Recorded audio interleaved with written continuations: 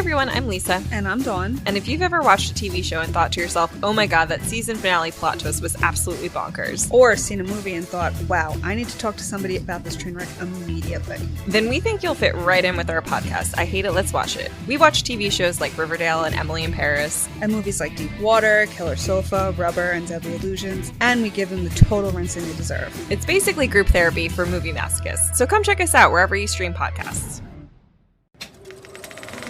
Movies and feelings. Pop, pop. Bring Your Own Popcorn is a podcast that dives into people and the movies who love them. Let us preach to your choir or stoke your ire as we spiral down memory lane with cult classics, Jurassics, and other genres that rhyme with traffic. What we lack in education, we make up for with comedy, compassion, and camaraderie. I'm your host, Mixtape Majesty, inviting you to join me and an assortment of wonderful guests on fine podcast apps everywhere. Bring your own popcorn.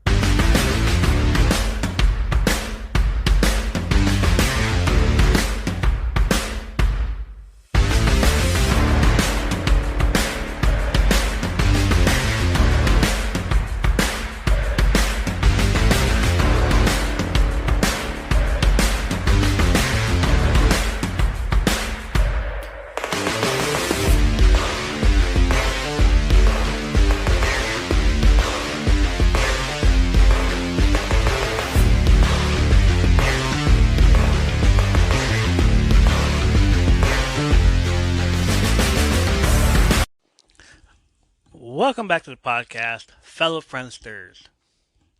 Was that still a thing? I don't know. We are back with another brand spanking new episode of Backdrops and Backlots, where we rewatch and recap the Netflix series of Glow, the gorgeous ladies of wrestling. Sometimes, and all the time, when I mean all the time, I will bring up something that happened to the actors and actresses on the show. Other times, I will bring up something that was said on the Gorgeous Ladies of Wrestling documentary that aired on Netflix in 2012. From Under the Apron welcomes you all back. Tonight, I am recapping episode 4 of the first season of Glow, titled The Dusty Spur. I really enjoyed this episode. It focused on one of the characters, so I went back to check for interviews on what the actress thought of when filming her scenes. Episode was written by Sasha Rothschild. Rothschild writes comedy feature films, scripted television such as The Carrie Diaries, The Bold Type, Huge in France, Glow, and The Babysitter's Club. She was also a regular blogger about relationships for Psychology Today magazine and Huffington Post. Her LA Weekly article, How to Get Divorced by 30, about her failed starter marriage, spawned a memoir published by Penguin.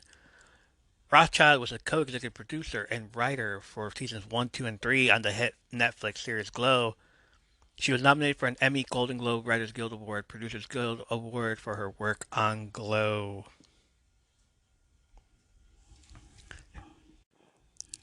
Her debut novel, Blood Sugar, was published by Putnam in 2022.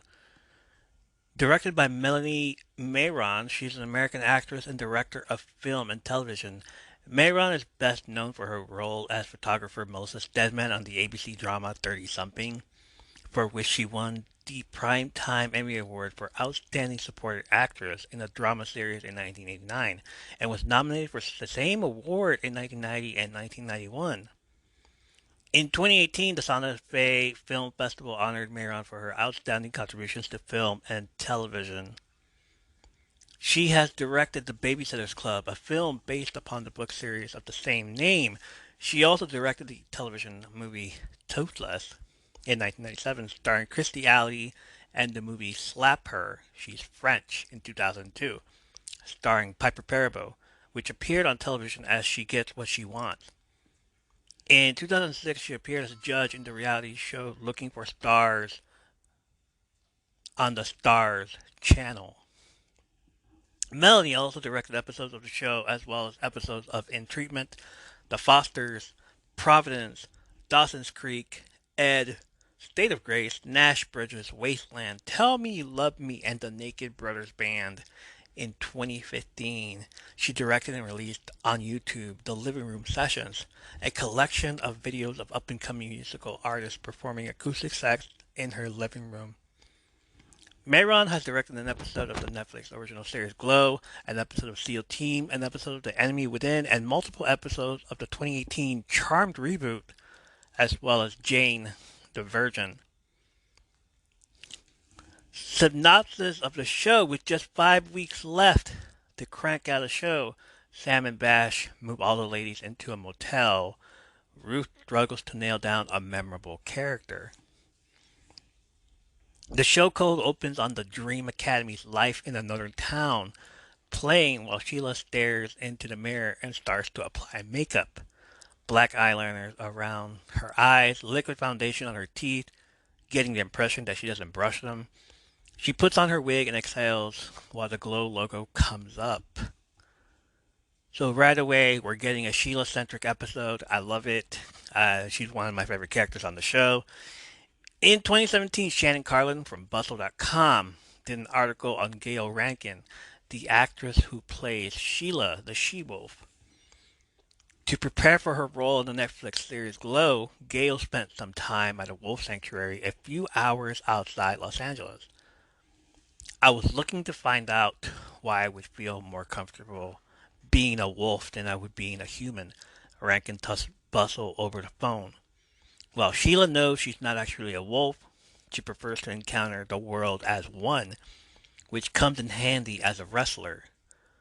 What Rankin discovered was that as a woman, there's also something powerful in Sheila's animal nature, which didn't just change the way Rankin acted on screen, but off screen too.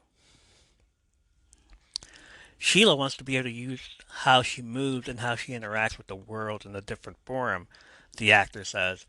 Wrestling is a pretty good outlet for an animal.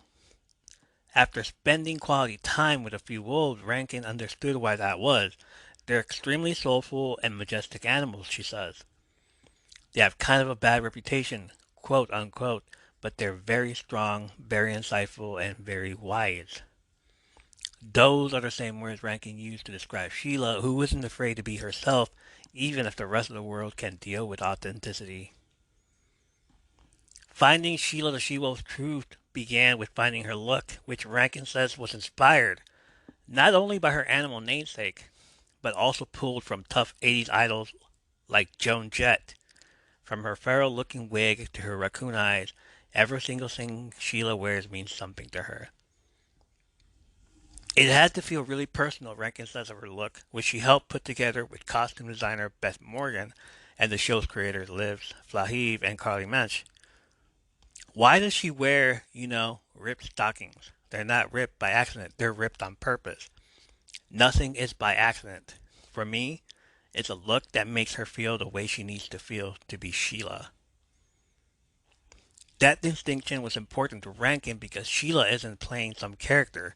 She's being her authentic self, or the version of herself that she's authentically created. It's something that audience learns in the opening of episode 4, The Dusty Spur, where Sheila sits in front of a motel mirror and goes through her beauty routine. She applies her long dark wig over her short platinum blonde pixie, heats up her eyeliner to get those dark smudges, and yellows her teeth with liquid foundation. So back to the show. Bash and Sam meet with Debbie, who has her baby, Randy, with her. She sarcastically compliments them on their matching tans. Sam says that they went to Palm Springs, and Bash comments that mentally they went on a magic carpet ride. Debbie asks if they're bussin' buddies now, and Bash tries to give her a hand with her stroller. This is the 80s, so he must have been on coke this entire time while he was on that magic carpet ride. He doesn't have much luck with the stroller as he struggles with even opening it, and Debbie tells him that she's got it.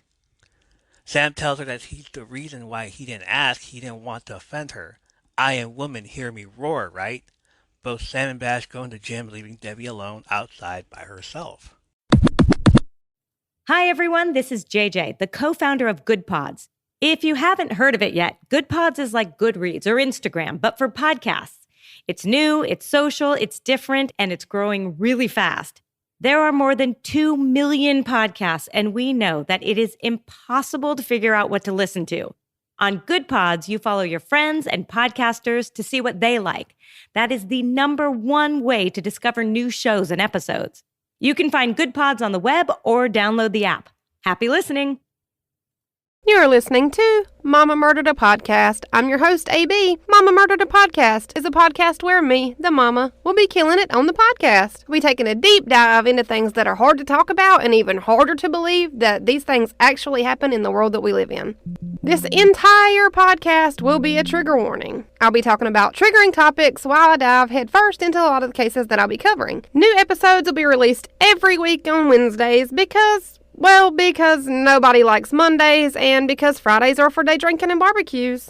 Some of the case topics will be murder, of course, serial killers, like Dennis Rader, the BTK killer, missing persons cases, like 5-year-old Summer Wells, who vanished from her own yard in broad daylight in the middle of June in Tennessee in 2021. And especially the ones where it kind of seems like they just vanished into thin air, like Brian Schaefer. He walked into a bar, but he never walked out. He's still never been seen again. I'll also be covering cold cases and lesser-known cases. Join me every Wednesday to talk about all things tragic, murder, and things that happen in the downright ugliest sides of society. If you like what you hear and you want to support the podcast, you can rate me on Spotify. You can also leave a review and rating on Apple Podcast. You can follow me on Twitter and Instagram at murdered_mama. All of these things are free and they only take about a second to do, and it really does help grow the podcast. If you have any case suggestions, please send them my way. You can send them to the email address mamamurderedapodcast@gmail.com. The two meet with the girls of Glow who are sitting on the bleachers. Bash saying that it was exhilarating to be locked up with Sam for 48 hours. Sam says that they were in separate rooms. Bash says that they escaped to a private villa, did a ton of blow and figured everything out. They're moving them into a hotel because they feel that it'll help them in the same way, help them to focus. Sam says they learned a valuable lesson over the weekend. Cloistering yourself up like some 17th century monk makes you more fucking productive and it helps you focus. Vicky asks if it's like an Olympic Village. Sam agrees but adds probably more like rehab. Melrose points out that rehab is expensive. Bash tells him it'll all be free. Free housing, free cable, a free commute, even a free pool. Carmen asks if they can live at home and commute. Cherry notes that some of them have lives and husbands. Sam says there's no exceptions. Debbie raises her hand and he agrees that she's an exception because she's the star and has a baby. Cherry objects and Sam says that it's time for reality, that they shoot in 5 weeks, that most of them don't know how to act and none of them can wrestle. This is their way of making it so that they don't suck. There's also a curfew and a strict no drug policy. Melrose points out that they both did blow all weekend and the girls have to live like a bunch of nuns. Bash likens it to them living like sorority sisters. Sam tells them that if they want their paychecks for the week, they'll live at the hotel and follow the rules. Ruth asks just when this is all happening, and they say that it's at the end of the week. Sam asks them to make all the arrangements they have to do. Call your landlords, hide your drugs, flush your fish. The 4 fish. The idea of the girls moving into the same hotel together is based on the real-life Glow girls moving into a hotel a few miles away from the Riviera Hotel and Casino Las Vegas, which would be dubbed in the show the Glow House. It's not an 80s inspired show without an 80s montage of the girls cleaning their room to the Billy Joel Moving Out song. I love that song. The group makes their preparations. Finally, they all arrive at the dusty Spur Hotel. Sheila is late to arrive and walks towards every door where the girls are paired up. Britannica and Machu Picchu, the best friends slash sisters at the Lorena, are seen cleansing outside their hotel room. She opens her door and she is paired up with Ruth. She tells her to go back outside and try to come back in again as she puts on a pair of glasses, pretending to call someone on the phone and be a businesswoman. She takes off the glasses, telling Sheila is her new character idea, kind of a female JR with a touch of Cruella de Vil. JR, otherwise known throughout the 80s as John Ross Ewing from the TV show Dallas. He is depicted as a covetous, egocentric, manipulative, and moral oil baron with psychopathic tendencies who is constantly plotting subterfuges to plunder the wealth of his foes. Jesus, try saying that time fast. Sheila simply stares and Ruth asks her if it didn't work. She complains of being the only one who doesn't have a character, noting how they label the door Sheila, the she-wolf, and Ruth. Sheila opens a window, telling her that they all need to be open at all times. She warns Ruth also that she's a very light sleeper and the smallest noise or variance in smell will disturb her. Ruth says she can't control what happens when she sleeps, but she'll try her best. She tells her that she respects how committed she is to her character that is crystallized. She asks her to help her find something like that she's happy to do the whole method all the time thing. Sheila grabs her trunk, heads to the bathroom, and closes the door. Ruth feels bad that she might have offended Sheila. Come on, Ruth. It's not a phase. It's a lifestyle. Gayle Rankin continues on Bustle.com article. It's a look Sheila's worn for 5 years, and it makes her feel comfortable in her own skin, but she struggles to find acceptance from others, who, like Ruth, assume her look is a gimmick, a part of the persona she's created for Chloe. It's why Sheila takes such pleasure in being called a wolf, even if it's slight, because it's better than being called a freak. It's hurtful and insulting, yet Sheila doesn't change for those people. I could kind of only hope to be as brave as she is because it's really hard, Rankin says. It's really hard to look at yourself and be who you are and be different. Like so many other women, especially the kind who show up to an open call for a mysterious new series about female wrestling, Sheila just wants to be seen and feel validated for who she is, not what others think she could be.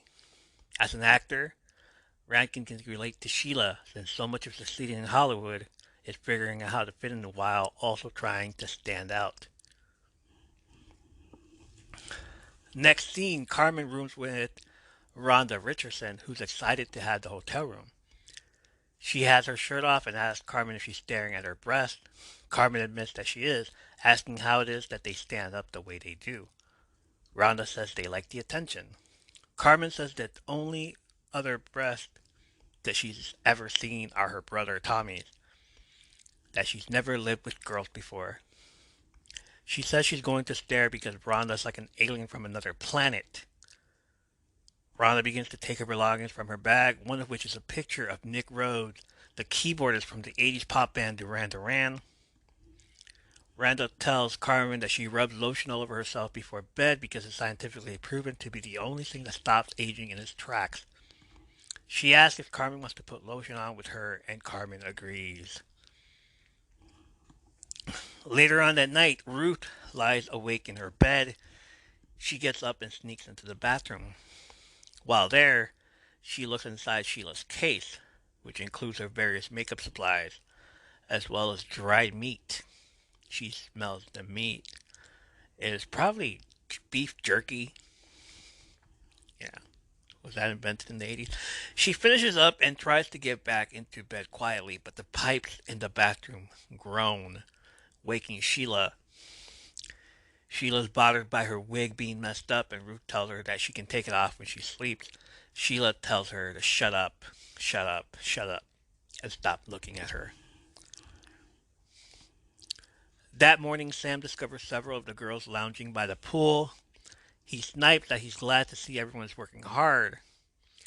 Jenny agrees that she's working hard on her tan, or at least fortune cookie is, seeing as that's the stereotype he wants her to roll with, that Asians work really hard, but they also do karate and are really shy. He asks if she's mad about something. She says no. Artie runs up, asking Sam to watch, and does a 450 cannonball into the pool. She says she calls it a Lebanese cannonball and is Beirut's signature move. He asks if she can do it in the ring, and she admits she can't yet. Stacy and Don urge Sam to get in the pool, saying they'll show him theirs if he shows his. He takes off his shirt, agreeing that it's hot out. Cherry walks up, asking where her invite was to the pool party. She asks if they all forgot that they have training in 10 minutes. Sam agrees that she's right, telling them to put their tits away. This isn't Club Med. Later on, Bash shows the girls a video of Gorgeous George, saying that he was a bit more old school than today's guys, but he was a great gimmick. You mean he's gay? Says Tammy Dawson. Bash says that it doesn't matter, that he's Gorgeous George, a pretty boy. He'll stop in the middle of a match to fix his hair. Carmen points out that his valet would actually do that for him, and Bash agrees. Gorgeous George in the United States during the first golden age of professional wrestling in the 1940s through 1950s. Gorgeous George was one of the biggest stars of the sport, gaining media attention for his outrageous character, which was described as flamboyant and charismatic. He was a major national celebrity at his peak and was a pioneer of early entertainment television. He was posthumously inducted into the Professional Wrestling Hall of Fame in 2002 and the WWE Hall of Fame as part of the class of 2010. Muhammad Ali and James Brown acknowledged that their own approach to flamboyant self-promotion was influenced by George. This was referenced in the 2021 movie One Night in Miami. A 19-year-old Ali made a 46-year-old George at a Las Vegas radio station. During George's radio interview, the wrestler's promo caught the attention of the future heavyweight champion. If George lost to Claddy Freddie Blassie, George exclaimed, "I'll crawl across the ring and cut my hair off, but that's not going to happen because I'm the greatest wrestler in the world." Ali, who later echoed that very promo when taunting opponent Sonny Liston, recalled, "I saw 15,000 people come in to see this man get beat, and as talking did it, I said, this is a good idea." In the locker room afterward, the seasoned veteran wrestler gave the future legend some invaluable advice. "A lot of people will pay to see someone shut your mouth, so keep on bragging, keep on sassing, and always be outrageous." Bob Dylan said meeting George changed his life. In Dylan's book, The Chronicles, Volume 1, Dylan recounts a story of meeting Gorgeous George in person. He wrote, "He winked and seemed to mouth the phrase, 'You're making it come alive.' I never forgot it. It was all the recognition and encouragement I would need for years." He's held 3 World Heavyweight Championships in AWA on May 26, 1950, in NWA Gulf Coast Championship Wrestling on November 12 in 1958, and the NWA Southern Heavyweight Championship in Mid-South Sports on March 7, 1953. In his career, he's lost 2 luchas de apuestas, or wager matches. One against Whipper Billy Watson in a career versus hair match at a live event in Toronto, Canada on March 12, 1959.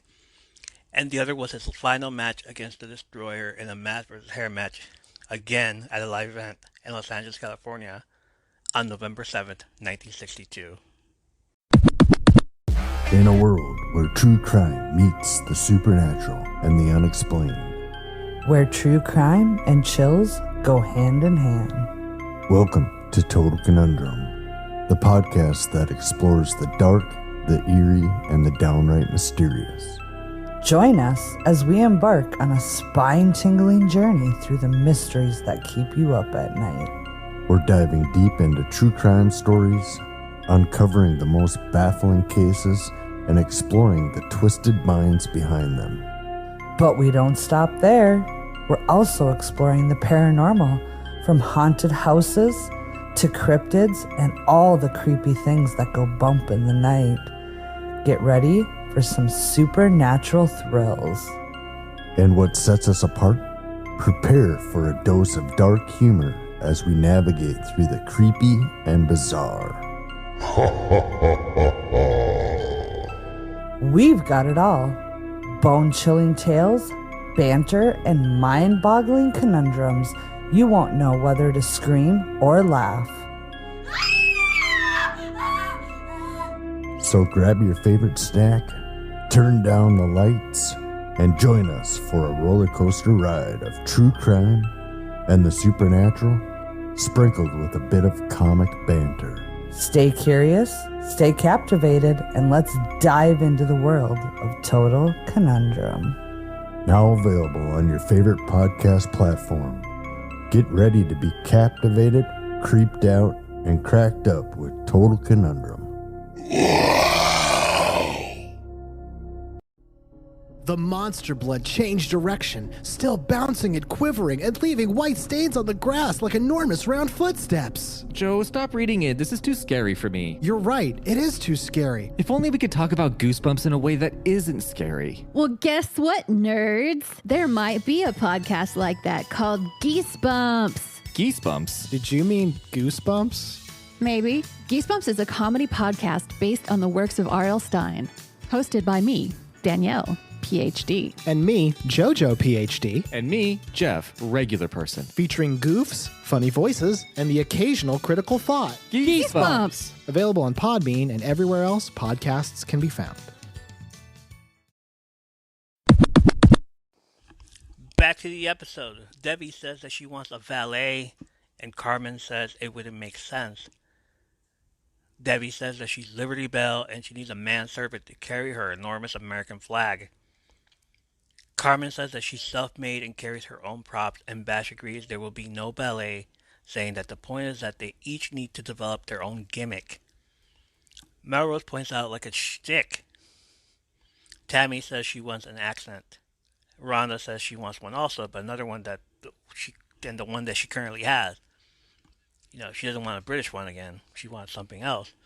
Sam says they really need to start figuring out the whole show. Everything from gimmicks to props to matches and who is fighting who. He can't film them doing the hugging move every minute. Rhonda asks, what if your gimmick is hugging people? Shout out to Bailey at the time who had a hugger gimmick on NXT and into WWE in 2016. Next scene, Melrose is asking about Rhonda's character. Rhonda holds up a copy of a book, Principle of Genetics. She's smart, does Encyclopedia Britannica. Melrose says nerd versus party girl, classic structure. They high five. Rhonda asks maybe she can hit with the book. Melrose says that she can try. Rhonda slams the book on Melrose's thigh and she complains to stop hitting her with knowledge. Ruth approaches Sam saying that she has a lot of ideas for characters. They include Mint Julep, a bitchy southern debutante, and the Antichrist, the worst aunt ever, the kind of evil person who gives out raisins to kids on Halloween. Sam asks who said that she gets to invent her own character. Ruth points out that she didn't give him one and he says he's still marinating on it. She says she's anxious when she feels like she's behind. She suggests she pair up with someone the same size as her. Sam says she can pair up with Sheila. Ruth begs him not to, saying that there's friction between them. Sam can't believe that she's now managed to alienate both Debbie and Sheila, asking Ruth if she's radioactive. Ruth says there's been some weirdness and Sam says that's great. That means there's conflict. He calls Sheila over, declaring Ruth to be fresh meat. Ruth says they should talk about the night before and Sheila says they should stick to wrestling. Ruth agrees that they should work on her gimmick, saying she's already mostly there but could tap into the wolf thing even more. She could have a cage and a collar and the announcer could say that it's a full moon. Bash asks if they're doing a werewolf gimmick, saying that he loves it. Sheila replies that it doesn't make sense because she isn't a werewolf, that those are mythical creatures. Bash says it's the same difference and walks off, Sheila stares a hole into Ruth's soul. Carmen and Tammy train together. In the middle of the ring, Machu Picchu versus the welfare queen. Carmen tells her to fight her, but she says she's going to sit, watch television, eat some lobster and caviar, all paid for by the American taxpayer. Carmen says she's too lazy to fight. Damn right, agrees Tammy. Tammy points a candy bar at her like a remote, making her go in slow motion. Bash loves the gimmick. Carmen pulls away the candy bar and they go at it. A group of wrestlers walk in, including Carmen's father, the legendary Goliath Jackson, who is played by Winston James Francis. This 7-foot tall, 330-pound giant made his acting debut in 2012 playing heavies, bouncers, prison inmates, and athletes. His work includes being on episodes on TV shows like Sons of Anarchy, Training Day, You're the Worst, Brooklyn Nine-Nine, and Agents of S.H.I.E.L.D., to name a few. Bash greets him and Goliath asks if he is the promoter. Bash says he's more like the brainchild. He says they don't have a promoter. Goliath asks who's in charge while checking the ring apron if it's stable enough. Sam steps forward saying that he's the director. Tommy, who is played by NWA wrestler and Fox News panelist and news personality Tyrus, gets in front of Goliath and asks Sam if he directed Star Wars. Sam says no. Tommy is disappointed and walks away while the other brother, Kurt, played by an unrecognizable at the time, Carlito Colon, who is currently in the WWE as a member of the LWO, shakes his head in disappointment and says he loves Star Wars. Goliath tells Carmen to go, that she wrestles over his dead body. She says that he lets Tommy and Kurt do it. He says that's different. They're big dumb boys.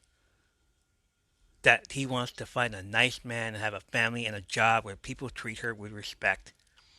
She tells him people respect her there, and he says that nobody respects the lady wrestler, that she's a sideshow, just like midgets.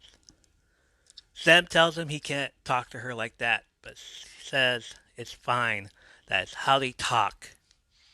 Sam says he can't just come in and disrespect one of his actors. He may be big and famous, but he's also an asshole who wears oversized diapers for a living. Goliath smacks him. Sam asks if he's a mouthy housewife for him to be backhanded him. Goliath asks if he wants him to hit him like a real man, and Sam agrees, whatever it takes to get him out of there. Carmen says she'll go, apologizing to Sam. As they walk out, Carmen asks Tommy and Kurt if they'll at least try to talk to him. Bash runs out, begging Carmen to wait. He kisses her passionately.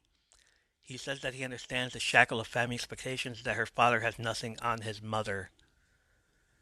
He asks her to introduce him to his family. She introduces him as her boyfriend. He says that he and Carmen are very much in love, and she agrees they take their relationship very seriously. Bash says they're taking things slow, and Carmen says not too slow because she's moving in with him.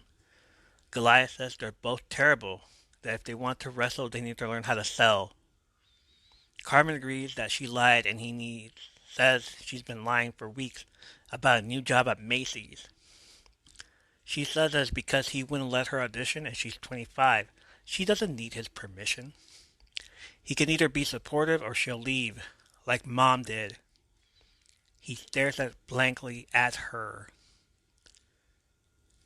So a few things here. Carmen smiled like she enjoyed that kiss.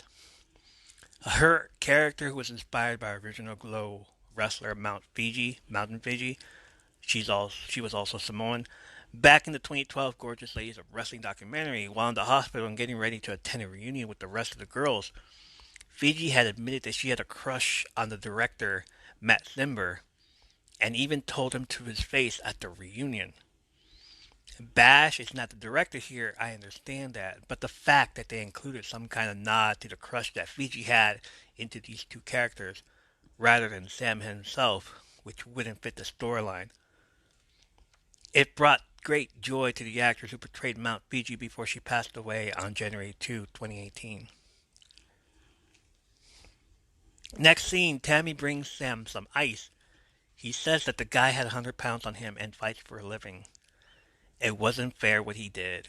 He asks what she wants, and she says she has concerns about her character. He invites her to sit down, and she says her character is offensive. Sam says that's the genius of it, commentary on an existing stereotype. It's sort of a fuck you to the Republican Party, their welfare reform, and race-baiting shit. She asks if other people realize that, like her son, who goes to Stanford. She doesn't want him turning on the TV and getting upset. She says she wants the job. He asks if she's never had a role she was uncomfortable in before, and she tells him she's never had any role. She's only ever done background work. Some lines on Scarecrow and Mrs. King and Give Me a Break. He says that sort of work is middle of the road and safe. He likes to push the envelope and jolt people into consciousness. His first feature was called Swamp Maidens of the Viet Cong. He hands her a cassette tape and he urges her to watch it, as well as Gina the Machina, which was so offensive it was banned in 49 states, which he pretty proud of. He gives her several other tapes, Couch of Pain, Blood Disco 1 and 2, telling her she needs to watch them and make notes because there's a lot of inspiration there. Ruth comes home and finds her husband, Mark, there. She asks him what he's doing there, saying she's not ready to talk to him. He says she's made that pretty clear, given that she hangs up every time he calls. She tells him to get what he needs and get out. He says that he won't. He pulls out a piece of paper. She asks if it's an accepted speech. He says he gets flustered, so he begins to read. He's been reading a book about marriage, and she replies sarcastically that a book is really going to solve things. He reads from the note, saying that he's moving back in. He's been sleeping on his cousin's couch for 2 weeks, and he's giving her space. She quips that sleeping on the couch sounds awful, asking if there's anything she can do to make him feel better. He says she's still angry, and that's fine, but he has rights. He pays the mortgage and the utilities, so he's going to stay there in their guest room / office / craft room. If she doesn't like it, she can file for divorce. But this is his house. He asks if he can put Randy to bed. She tells him to be his guest if she wants to sleep there, and leaves with Randy. I have notes. I don't know when I wrote this during the week, but I said it all caps. The audacity of this man.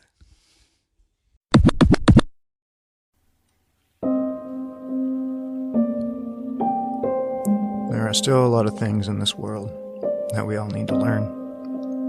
Oftentimes, these things may seem trivial, but lessons nonetheless. It's been many years, and now it's time that I told you how it all began. It started with a virus, and no, not the one you're thinking of. This virus came so quick, there was no way we could have prepared for it. Everyone was still focused on COVID-19 when it struck. Some believed it was a variant, but they were wrong. Before we knew it, the world was thrown into chaos. Riots broke out in almost every major city. Looters began taking whatever they could, even each other's lives. People lost loved ones, they lost homes, and some lost themselves. After about 2 weeks, civilization had crumbled into a land of lawlessness. Everything seemed lost, until I found you. That's when we gained the one thing we all desperately needed. Hope. On April 15th, 2022, my heart began to beat with a purpose once again. This is the story of raising hope.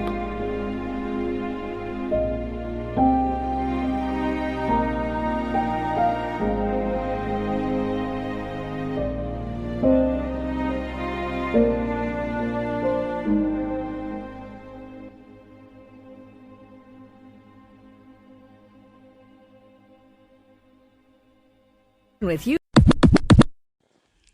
Ruth enters her shared room with Sheila, who is on her bed reading The Clan of the Cave Bear, a 1980 novel and epic work of prehistoric fiction by John M. Ola about prehistoric times. It is the first book in the Earth's Children's book series, which speculates on the possibilities of interactions between Neanderthal and modern Cro-Magnon humans. I'm guessing Sheila's going to go to the premiere the following year when it hits theaters. Ruth lies down on the bed only to find a dead animal. She shouts and gets up. She asks Sheila what it is, and Sheila says that it's a squirrel. Ruth asks what's wrong with her that she would kill it. She says that she didn't, that she found it and brought it home. She suggests that maybe Ruth should sleep somewhere else. Ruth grabs a towel and picks up the squirrel, telling Sheila that she's not going anywhere. Sheila can take the squirrel and sleep somewhere else herself. You goddamn werewolf.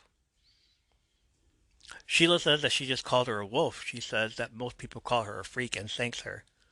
She takes the towel and deposits it outside. She tells Ruth that she's worn her costume or some version of it every day for the past 5 years. She says it's not a costume, it's who she is. She says it's not for Ruth, it's for her. Ruth tells her that she gets it. Sheila says that she knows she's human, but she says that she's a wolf, spiritually. Ruth tells her that when she was 10, her grandfather died and she was depressed. She connected with Anne of Green Gables and wore a straw hat and puffy sleeves to school every day for a whole year. Sheila smiles, saying that she hasn't lived with anyone in a very long time. Me neither, agrees Ruth. Sheila suggests that they could have a system for privacy. Ruth suggests the old sock on the door trick. Sheila puts a sock on the door and Ruth realizes she means right now. Ruth leaves and Sheila puts the top security lock on. Back to the Bustle.com article, Shannon Carlin ends with, like so many other women, especially the kind of show who show up an open call for a mysterious new series about female wrestling, Sheila just wants to be seen and feel validated for who she is, not what others think she should be. As an actor, Rankin can relate to Sheila since so much of succeeding in Hollywood is figuring out how to fit in while also trying to stand out. Quote, "You know I struggle like every woman does with feeling confident and good in my own skin," Rankin admits, and Glow's definitely given me a new way of looking at what my body can do and its use and the power of bravery and strength and how it can make you feel. It's liberating. Rankin chalks that liberated feeling up to working side by side with so many strong women, from the actors to the creators of the show's executive producer, Yanji Gohan, who created Netflix original Orange is the New Black. It created an environment where it felt like we were the people in power, she says. We were made powerful people. We were made powerful because there were powerful women telling us we're powerful. Tammy hosts a viewing at one of Sam's videos, Blood Disco. She tells the other girls to prepare themselves to be offended, disgusted, and horrified. Vicky reads the back of the box of the movie.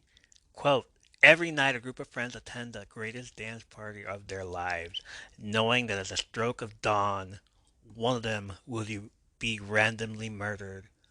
Who is the monster in the mirrored mask? From Shock Master Sam Sylvia, Blood Disco is a disturbing morality tale for our generation." End quote. Keith joins the group and asks Jenny who she is. Keith joins the group and Jenny asks who he is. He explains that he's Cherry's husband. Jenny asks where Cherry is and he says that she's taking a shower because there's no hot water in the morning because there are 14 other women living in the shitty rundown motel. Next scene, Debbie moves into the hotel where Bash has told the staff there to give her a poolside view. She's brought Randy with her. Instead, he gets a view of the parking lot. Back downstairs as the film viewing continues, Keith points, saying that he's in the film as a guy on a motorcycle. Tammy notes he's worked with Sam before and he agrees, saying that he worked with him twice and partied with him for 5 years after that. She asks if he can trust him or if he's just another white racist director. Keith says that in his experience, he's more sexist than racist. The film suddenly cuts off in the middle of a scene and Sam shows up talking instead. He says that he's a filmmaker and that people say he has a zany sense of humor. He's smoking and says that if he can't stand smokers, you should just fast forward to the next schmuck. He says that he's at the age where he's looking for a partner he can stand, with a great smile and a great figure. Someone who doesn't tear him apart like a banshee when he makes a mistake. Someone who is fun and not a hypocrite. Under 30. He says to choose him because his cock works great. The film cuts back on. Stacy quips that she'd date him, saying that he's cute and lonely, and his cock works great. Dawn tells her not to believe anything she sees on television. Keith says he's out of there. He feels embarrassed. He's uncomfortable. Tammy says she doesn't know about them, but she learned a lot tonight. Debbie walks outside humming while holding Randy, walking towards the pool. She sits down in a chair by the pool. She sees Ruth sleeping in another chair on the other side. Again, she feels broken inside. Here was her best friend who slept with her husband, and she is outside with her watching her sleep on the chair. She ignores it and lies down herself, and the episode ends there with an overhead shot of the pool, and both of them at opposite ends of the pool. Maybe it's me, but I honestly thought the shot was great. Opposite ends of the pool. They're at opposite ends in the storyline. What if Debbie wanted to put Randy down, run over and kick her some more? But it makes for an interesting storyline later when two people who hate each other wrestle against one another. More on that in later episodes. The episode won an Emmy Award for Outstanding Production Design for a Narrative Program, half hour or less. Character development on this episode is top notch. All the girls are finding ways to include their gimmicks. Earlier there was a scene where Fortune Cookie was practicing with a sword, perhaps. Everyone has a place on the show except for Ruth, who is trying to find her place. She soon will, but at this point in time she is struggling and Sam hasn't thought of a gimmick for her yet. That's going to do it for tonight. Next episode will be wrestling related. It's not like this isn't wrestling related, but in real time, wrestling related. Survivor Series War Games is next weekend, so we're going to do a predictions episode. So join us on that next week. As always, follow us on our socials to support us. From Under the Apron on Instagram, the Threads, YouTube, Apron_stories on the Twitter. More info on the links where you can listen or watch in the show notes. Listen to us on Apple, Spotify, or any other media you can listen to podcasts on. And because y'all asked for it, we have a thing now called merch. We've got some merch. Go buy our merch. We've got some merch. Go buy our merch. Fellow podcast supporters, you went for a great deal. A friend of the podcast that goes by the name of the Big Friendly Giant helped a lot this past week. He came through. He said he was fidgeting with the logo and he made a new shirt, which will be available next week for Black Friday. I can't wait to show it to you. In the meantime, I have two awesome designs right now that you're all going to love, so please check those out. The first one, obviously, is the podcast logo. Phase 3 is underway. Phase 4 is the fatherless behavior logo. Wear them and display them just in time for the holidays. With your family, get together and show them how you really feel or how you act like a fatherless behavior. And if they say they like the shirt, buy them a gift for Christmas. Linktree will be in the show notes. Don't forget to rate us and leave us a review. And if you want a little bit more, go to patreon.com/From Under the Apron Podcast. Support us on the Patreon, become a top tier patron, and get patron privileges. And I'll shout you out at the end of every episode, like Babel B, Menace Smiling, Damien H, Chanel from the Nerds in Texas Podcast, Cloudy November from the No Is a Sentence Podcast, Wheezy Soup from the Life of a 30-Year-Old Podcast, I Beloved Sigh from the Sweet Life Pod. I'll have the link to these podcasts in the show notes so y'all can check them out. Mini Mommy Dancer, OMG is Friend, Hannah Time, Messenger of Stupidity, Cone of Shame Rabbit, Collector of All Things Sentimental, Celestial Moon Goddess, Toasted Bagel, Turtle Boy, Lisa's Journey, The Sparkly Experiment, Lily Linguini, Age of Shadow 666, The Mafia, Ivan Campbell Music, Marijuana Barbie, Queen of the Underworld 666, Wow, Stark, Little Miss Confidence, Greenery, Plummy Chummy, Intrepid Renegade, Pixel Has Cake, Dahlia, Pulse Firemark, Lynn's Yay, Hey, It's Me, Your Favorite Chick, Jaded Samia, Kit Kat Rubble, Narcissus, Just Another Dude, Sage and Biscuits, Tiger Princess, Claudia Ramos Design, Princess and the Weed, Guanch Vapea, The Big Friendly Giant, Kinky's Delivery Service, Unknown Coffins, Gloomy Olivia, Dankov, Jojo Kiki's Blog, Oksana, Dalo17, Baby XOXO, Tiana Taylor, Sadho the Goddess, Pixie Ocean Dust, Jenna Tolls. Y'all know what that sounds like? Jenna Toll. Oh shit. Baby Lexo. Thank you guys for supporting this podcast. Patreon.com/From Under the Apron Podcast. Get your name shouted out. Support the podcast. Check out the show notes for links to other podcast shows that you heard on this episode. Send us a message of your favorite wrestling stories, horror stories, questions, comments, ratings, or requests at our email. It is FromUnderTheApron@gmail.com. Thank you for listening. Join the live, staying the gift, and being a huge part of this community. Tell your friends. Join us next time for more stories, movies, and TV show reviews, as well as wrestling-related stories when we come to you from Under the Apron. Jenna Told is like Jenna Told? Oh, I thought it was like Jenny Told. I'm saying it wrong, aren't I?